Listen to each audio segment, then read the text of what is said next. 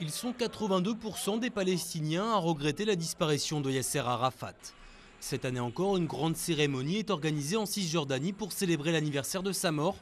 À Gaza, par contre, rien de tel. Le Hamas a formellement interdit tout rassemblement.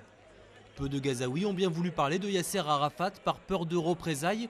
Seuls les étudiants à l'abri de leur université veulent bien évoquer la mémoire de l'ancien Raïs. Yasser Arafat, c'est le souvenir de la belle Palestine qui nous manque aujourd'hui. Bien sûr, il y a l'image de Mahmoud Abbas qui nous fait penser à lui. Mais Yasser Arafat, c'est autre chose, c'est l'origine. Il était les racines du peuple palestinien. Un peuple palestinien coupé en deux depuis le coup de force du Hamas à Gaza en 2007. Le parti islamiste avait alors évincé de la bande de Gaza le Fatah, le parti fondé par Yasser Arafat et aujourd'hui dirigé par Mahmoud Abbas. Célébrer l'ancien leader n'est pas à l'ordre du jour alors que les deux formations sont à couteau tiré.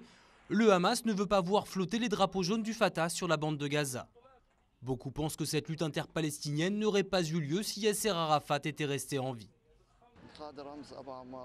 C'est très difficile de décrire Yasser Arafat, il n'y a pas de mots.